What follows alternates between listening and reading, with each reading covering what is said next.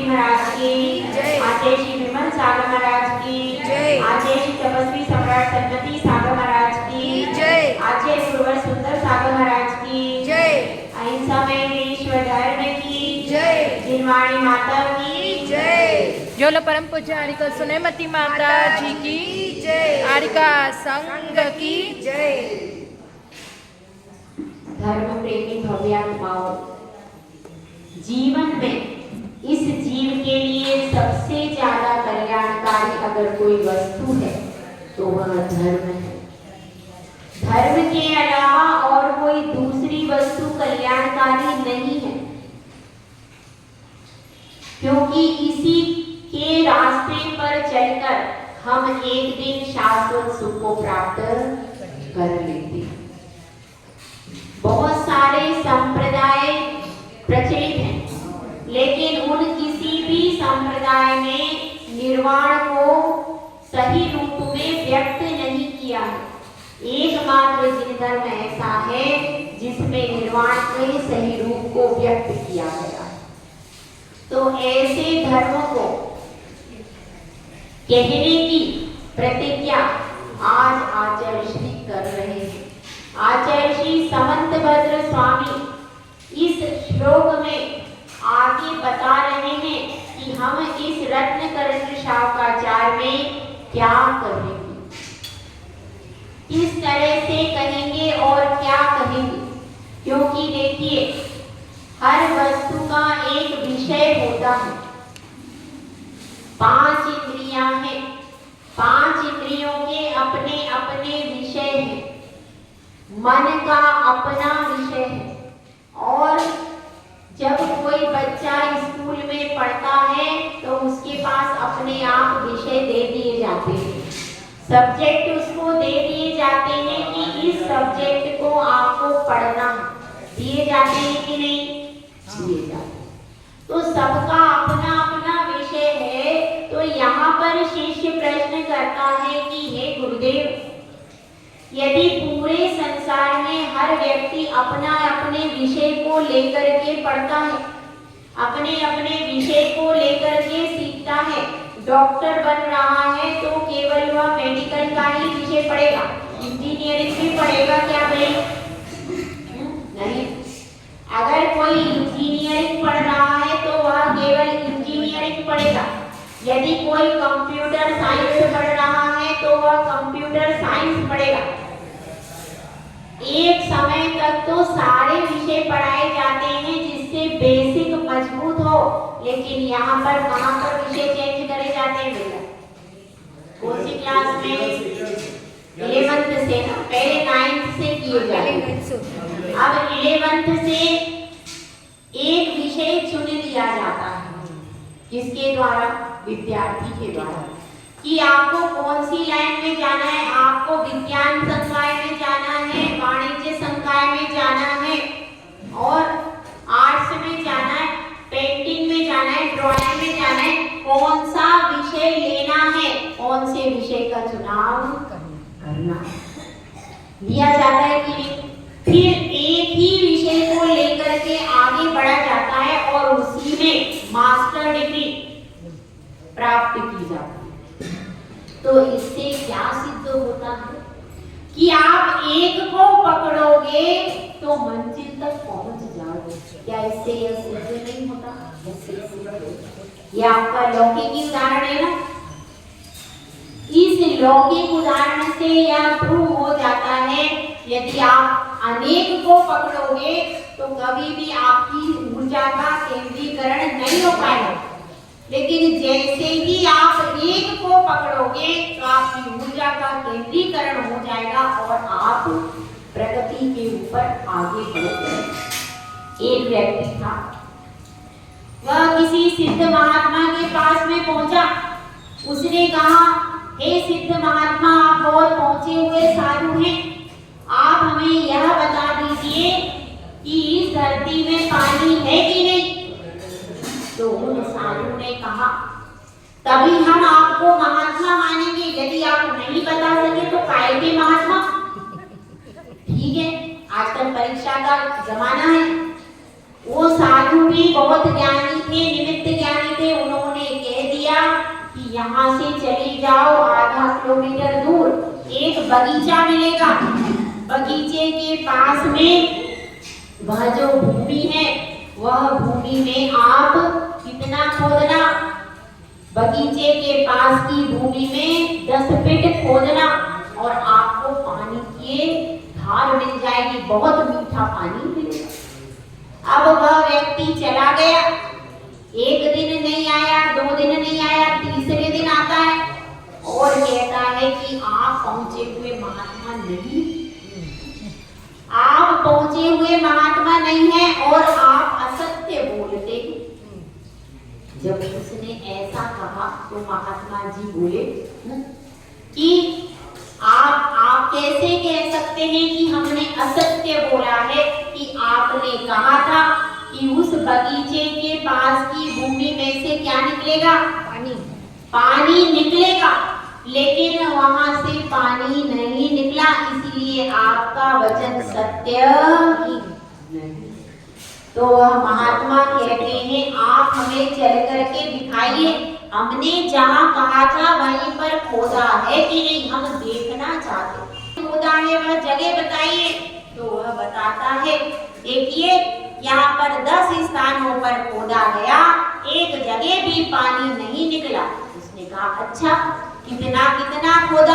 आपने 10 फीट बताया था, एक घंटा 1 फीट का खोदा गया। समझ में आई बात? क्या हुआ? 10 फीट बताया, उसने सही काम किया कि नहीं? एकदम सही किया। उसको 10 फीट बताया था, 10 घंटे उसने 1 फीट के खोदी, 10 फीट तो हो गया। गिनती तो सही है ना भाई, गिनती तो सही है। तो भैया गिनती से काम नहीं होगा। 1 घंटा 10 फीट का खोदता तो क्या होता? पानी निकल जाता। तो महात्मा कहते हैं भैया ऐसे नहीं चलेगा, इन सब में 1 गड्ढा जो सेंटर में है उसको आप 10 फीट तक खोदो, और जैसे ही उसने 10 फीट खोदा तुरंत पानी मीठा निकल गया। यही इस जा रही है और टीवी में भी देख रहे हैं क्या हो रहा है, 5 काम एक साथ हो रहे हैं और एक जगह भी केंद्रीकरण नहीं है। पता चला उंगली में कट गई और बच्चे ने कुछ का कुछ पढ़ लिया और आपने टीवी में जो न्यूज देखी वो उल्टी देख ली। तो ऐसा काम महिलाएं तो बहुत करती है, इधर से मोबाइल लगा दिया, उसमें भजन बज रहे, गाने कुछ भी बज रहा है और क्या बन रही है, रोटी तैयार।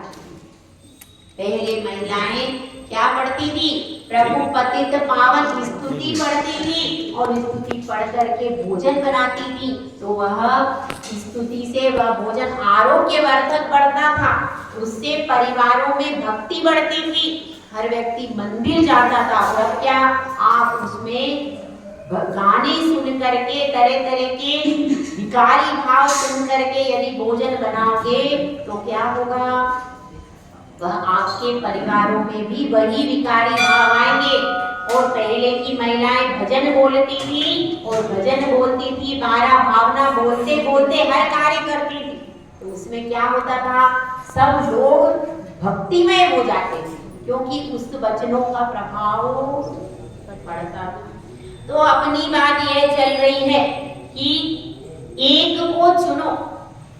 जिनागम में समय सार में यही बात आई है कि भाई एक पर अपना ध्यान केंद्रित कीजिए, एक वस्तु पर अपने ध्यान को केंद्रित कीजिए तो आपको सक्सेस मिलेगी। बहुत सारे धर्म हैं, बहुत सारे संप्रदाय हैं, लेकिन आपने किसको चुना है? बहुत सारे पुरुष दुनिया में हैं, आपने पति किसको माना है? एक को। स्त्री जब वर्ण करती है, फेरे लेती है, बहुत सारे सुंदर सुंदर पुरुष हैं, बहुत सारे धनवान पुरुष हैं ये दुनिया में। जैन समाज के भी बहुत सारे पुरुष हैं, लेकिन यह कन्या चुनती कितने को है? एक को चुनती है और जीवन भर सुखी रहती है। जिन भी कन्याओं ने एक ही वर को चुना है वह सुखी है, और जिनके पहले से भी कुछ कुछ चल रहे हैं वो जिंदगी भर अफला तफली में ही रहती है, इधर नहीं पता चल जाए उधर नहीं पता चल जाए, जिंदगी भर भटकती रहती है, माइंड डिस्टर्ब ही रहता है उनका। तो जो एक को एक बार चुन लेती है वो जिंदगी भर निश्चिंत, और कभी वो कुछ बोलता है तो उसके पास जवाब उत्तर देने के लिए। ठीक है, तो अब यह बात चल रही है कि एक को चुनना चाहिए। इसी प्रकार से वह कौन कह रहा है यहाँ पर, शिष्य गुरु से प्रश्न करता है कि हर इंद्रियों का विषय है, हर पत्नी का एक पति है, तो अब आप इतने बड़े ग्रंथ में किस विषय को कहोगे? आपने तो यह बताया ही नहीं। किस विषय को आप कहोगे? आप उस विषय को तो बताइए कि जिस विषय को आप कहेंगे। तो यहाँ पर आचार्य परमेश्वरी उस विषय को बता रहे। वह विषय कौन सा है? अपन पहले श्लोक पढ़ते हैं। आपके पास बुक्स ऊपर रखी हुई है, कोई लेकर के नहीं आया। ऊपर 5 पुस्तकें रत्नकरण शारदाचार्य की रखी हुई है, आप लेकर के आ जाइए। मेरे कमरे की अलमारी में अपन थोड़ा सा गाथा बाद में उच्चारण कर लेंगे, अभी एक एक शब्द का अर्थ देख लेते हैं। हाथ जोड़ करके बोलिए, देशयामि समीचीनम धर्मम कर्म निबर्हणम संसार दुख सत्वान यो धरत्युत्तमे सुखे।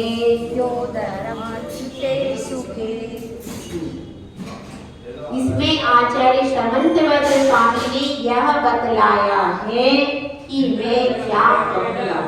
देशयामि समीचीनम, देशयामि यानी कहूँगा, देशयामि यानी कहूँगा। क्या कहूँगा? समीचीन धर्म को कहूँगा, समीचीन धर्म को मैं कहूँगा। अब धर्म कई प्रकार के हैं, नाना प्रकार के धर्म चल रहे हैं। वे सारे धर्म में एक शब्द में आंसर दे सकते हैं हम। कौन सा शब्द हो सकता है? सारे धर्मों को एक ही शब्द में बता सकते हैं।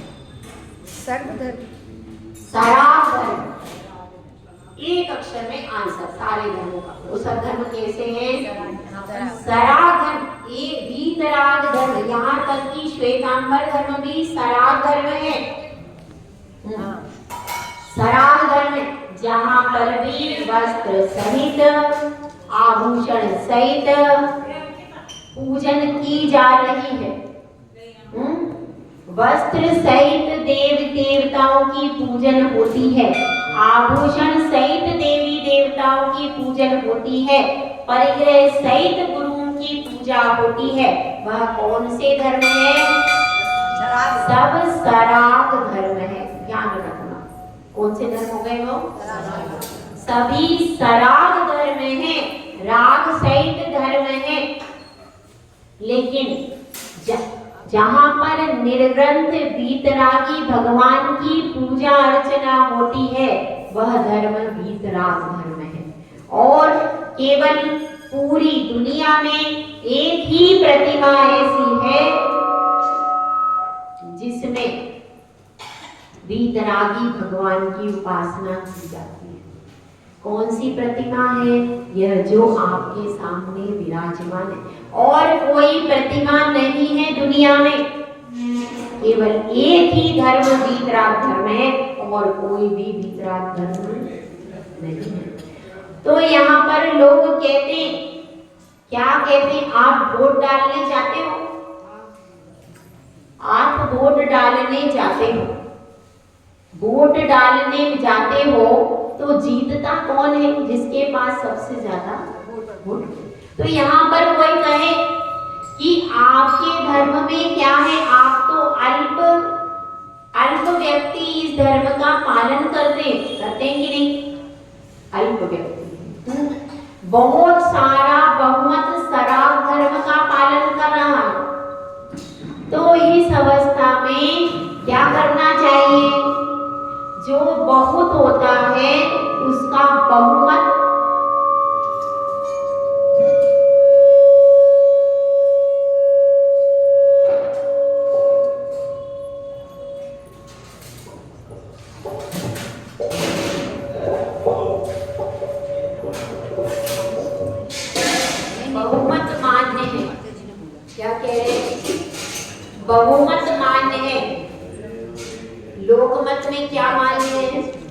बहुमत मान्य कहते हैं।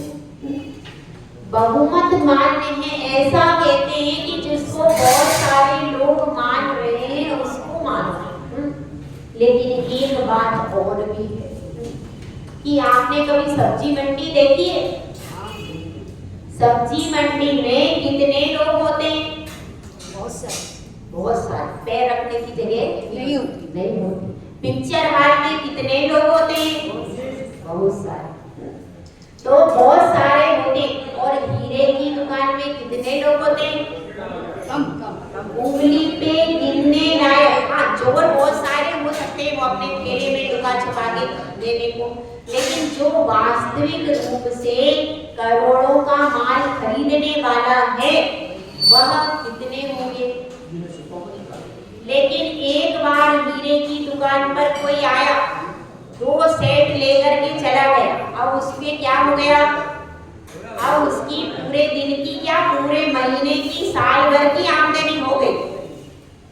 और सब्जी वाला दोबारा सुबह से लेकर शाम तक बैठा रहेगा, फिर भी आमदनी नहीं। तो यह समझना कि इस संसार में जिस प्रकार से सब्जी वाले बहुत से होते हैं और सब्जी खरीदने वाले भी बहुत से होते हैं, लेकिन उसके बाद भी उनका कोई सम्मान नहीं करता। लेकिन जोहरी का सम्मान होता है और हीरे खरीदने वालों की सम्मान हमेशा होते हैं कि नहीं होते? तो इसी प्रकार से भले ही वो अल्प है कि नहीं, हीरे वाले दुकान वाले भले ही वो अल्प है लेकिन सम्मानीय है, बहुमत में भी मान्य है। वो कौन? हीरे को, हीरे की दुकान वाले जिस प्रकार से बहुमत में मान्य है उसी प्रकार से हम भी हैं। समझ में आई बात? उसी प्रकार से यह वीतरागी धर्म, जैसे कि हीरा ऊपर रखा रहता है, कभी भी नीचे नहीं रखा जाता है। हीरे को रखा जाता है नहीं। उसी प्रकार से यह वीतरागी धर्म हमेशा ऊंचा रहता है। जैसे कोई एक अरहंत बनता है, 5000 धनुष ऊपर पहुंच जाता है। एक धनुष बराबर 4 हाथ यानी 20,000 हाथ। इसीलिए समोसरण में 20,000 सीढ़ियां बनाई जाती हैं चढ़ने के लिए। अब अपनी चर्चा चल रही है कि वह व्यक्ति कह रहा है एक को चुनो, तो हमारा जवाब है वीतराग को चुनो और अपनी आत्मा के कल्याण तक पहुंचने का यदि कोई मार्ग है तो कौन सा है? वीतराग। एक बार थोड़ा उच्चारण कर लेते हैं। पुस्तकें सबके पास आ गई है। पुस्तक कहाँ है? 5 पुस्तकें थी। ऐसे बैठो कि एक पुस्तक में 3 व्यक्ति देख सके। एक पुस्तक इधर दे दो, एक पुस्तक में 3 व्यक्ति देखना चाहिए। ठीक है, अब उच्चारण कीजिए। देशयामी, इधर आ जाइए, आप बीच में देखिए, आप पीछे देख लीजिए, इधर देख लीजिए। देशयामी समीचीनम। पहले मैं जो उच्चारण करूं उसको आप उच्चारण कीजिए, तब सही उच्चारण होगा। देशयामी समीचीनम। देशयामी समीचीनम। धर्मं कर्म निबर्हणं। धर्मं कर्म निबर्हणं। संसार दुःखतः सत्त्वान्। संसार दुःखतः सत्त्वान्। योधरत्युत्तमे सुखे। योधरत्युत्तमे सुखे। एक बार फिर उच्चारण करना है। देशयामी समीचीनम। देशयामी समीचीनम। धर्मं कर्म निबर्हणं। धर्मं कर्म निबर्हणं। संसार दुःखतः सत्त्वान्। संसार दुःखतः सत्त्वान्। योधरत्युत्तमे सुखे। योधरत्युत्तमे सुखे। अब इसको देखिए। देशयामी का अर्थ होता है कहूंगा। क्या कहूंगा? समीचीनम धर्मम। समीचीन धर्म को ही मैं यहाँ पर आचार्य श्री ने बतलाया है, इस ग्रंथ का विषय है समीचीन धर्म। समीचीन धर्म मतलब सम्यक धर्म। समझ में आया? सम्यक धर्म को कहूंगा, मिथ्या धर्म को नहीं कहूंगा। समझ में आ गया? क्योंकि एक होता है प्रतिपक्षी और एक होता है पक्ष। एक होता है पक्ष, एक होता है प्रतिपक्ष। आपने डिबेट देखा है, वादी और प्रतिवादी होता है ना। तो अगर इन्होंने यहाँ पर सम्यक का पक्ष लिया है तो मिथ्या पक्ष का अपने आप निराकरण हो गया।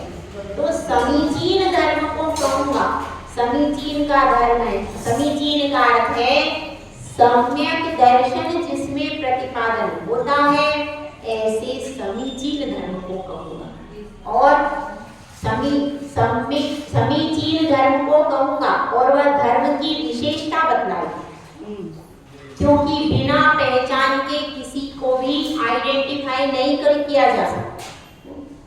अगर आपके पास बहुत सारे पत्थर रखे हैं और रत्न भी रखे, अब आप पत्थर भी बहुत चमकीले हैं, अब आपको यदि रत्नों की पहचान नहीं है तो आप चमकीले पत्थरों को ही रत्न समझकर उठाएंगे। इसलिए बताना, इसलिए धर्म आपने बता दिया, लेकिन अब शिष्य पूछता है, आपने कह तो दिया कि मैं समीचीन धर्म को कहूंगा, पर वह धर्म कैसा है, उसका लक्षण कैसा है, हम उस धर्म को समीचीन क्यों कहें?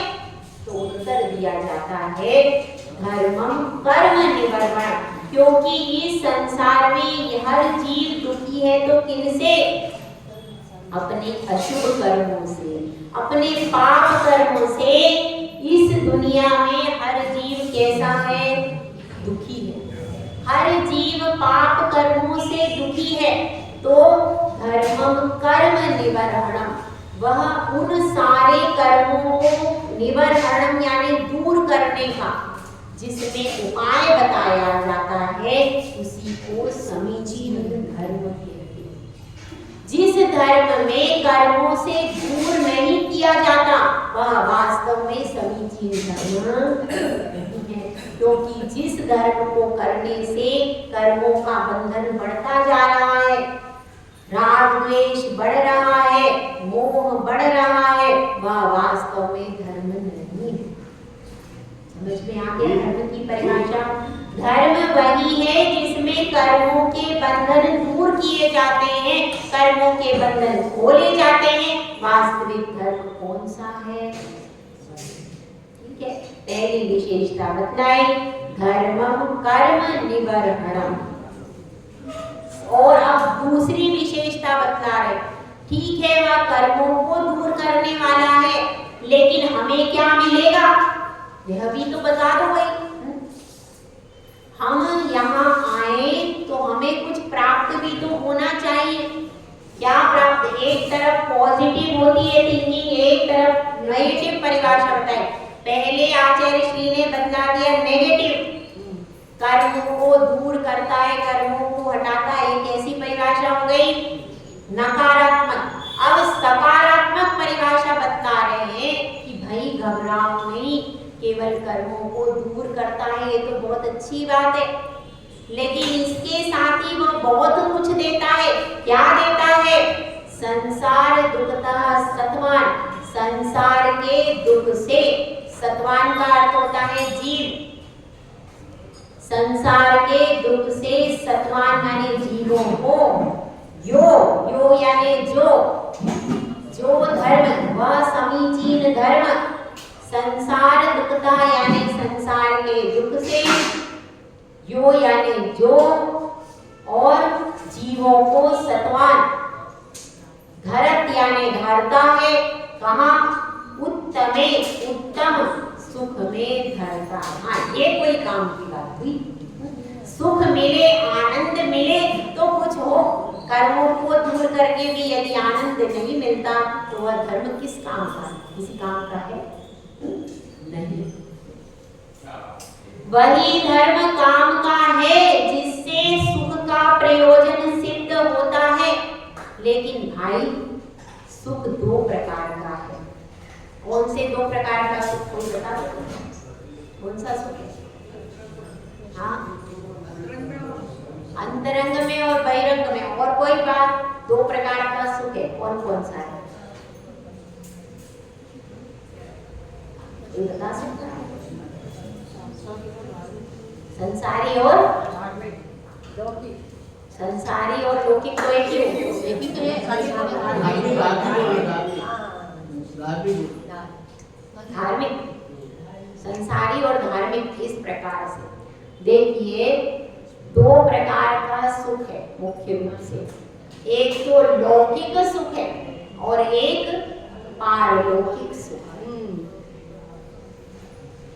लौकिक सुख में क्या आता है? आप उसका संसारी सुख नाम दे दो, आप उसका पंचेंद्रिय विषय सुख नाम दे दो, आप उसको और भी इंद्रिय जनित सुख नाम दे दो। क्योंकि लौकिक सुख जितना भी है वो पंचेंद्रियों के विषय सेवन से उत्पन्न होता।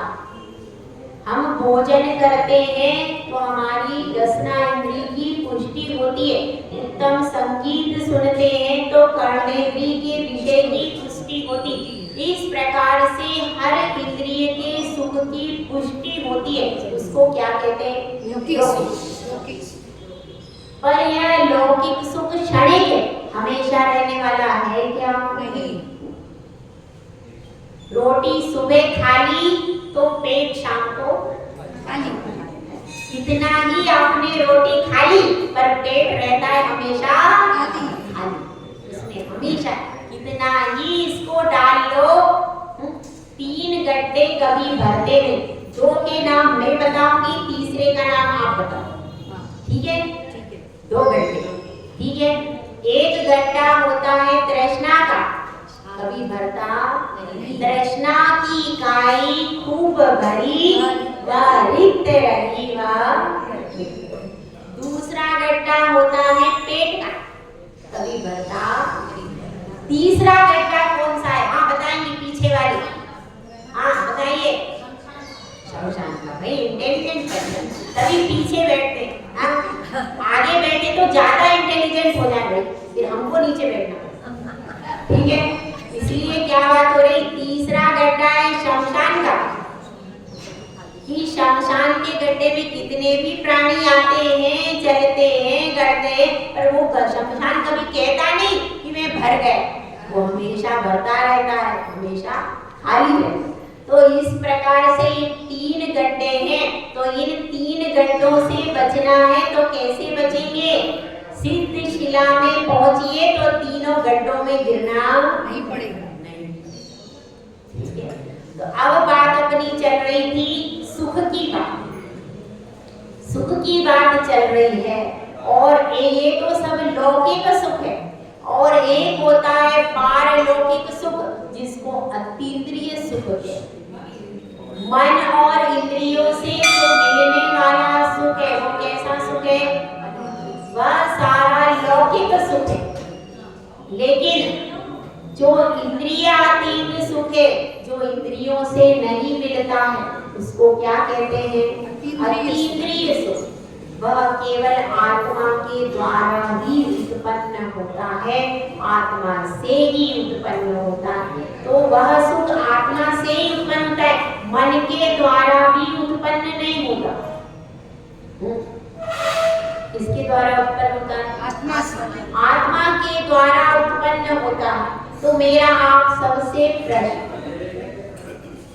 ऐसा कहा जाता है कि मन राजा है और इंद्रियां उसकी दासियां हैं। यह कथन सत्य है कि असत्य है? हाँ बताइए।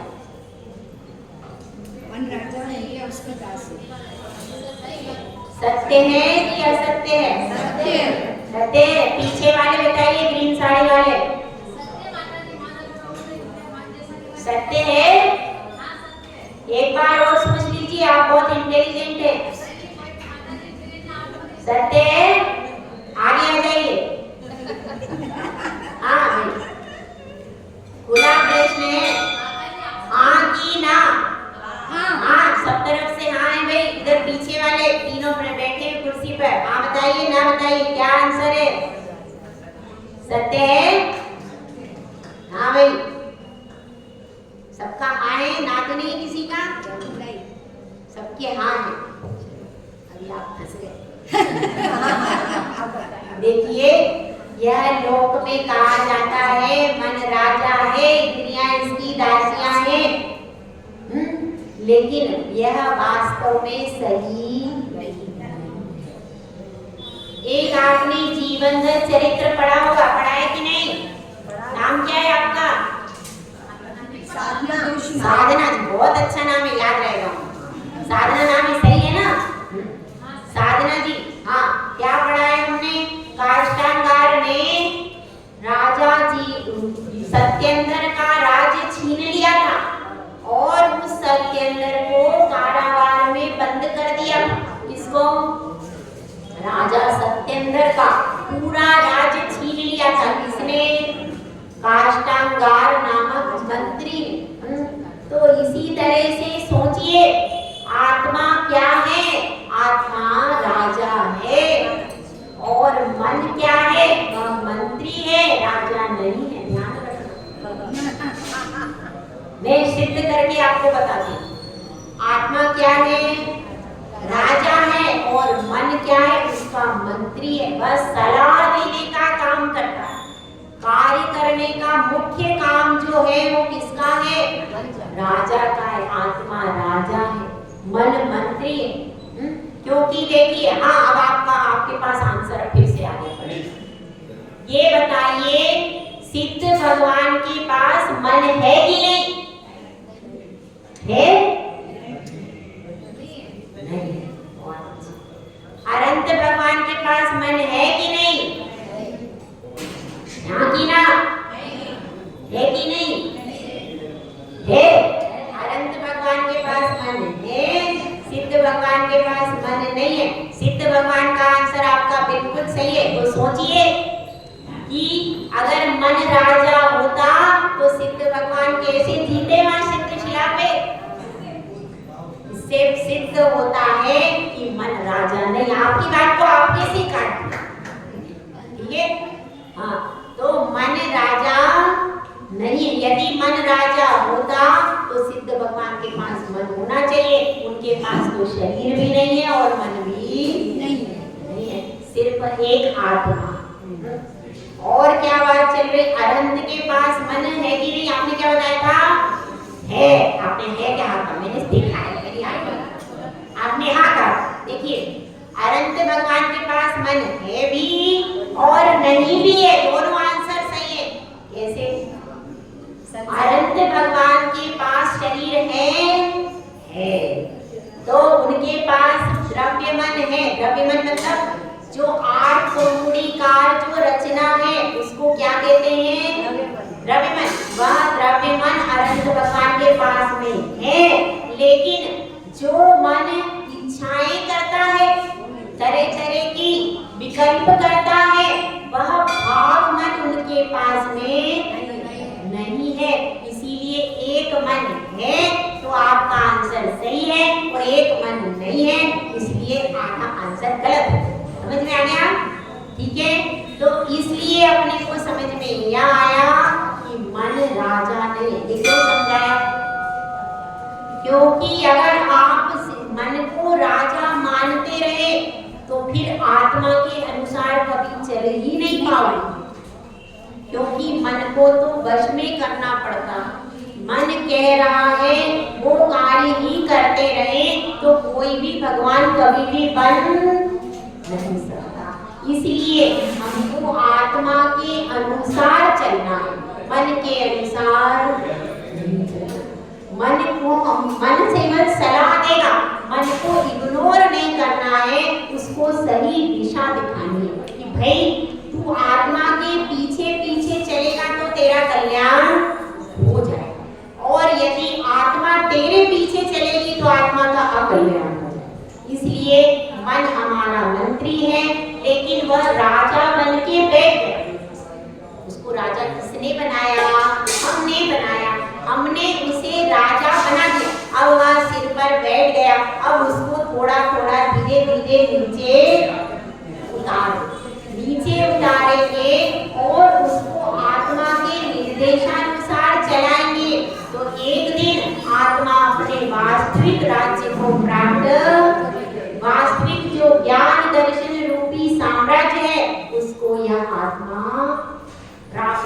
मिलेगा। तो अपन सबको प्राप्त करना है कि नहीं? तो यही बात चल रही है। यह जो पारलौकिक सुख है वह मन से उत्पन्न नहीं होता, इंद्रियों से उत्पन्न नहीं होता। वह पारलौकिक सुख केवल अपनी आत्मा के सहज स्वाभाविक ज्ञान के सागर से उमड़ा करता है और उसका रसपान आत्मा बिना किसी अवलंबन के करता है।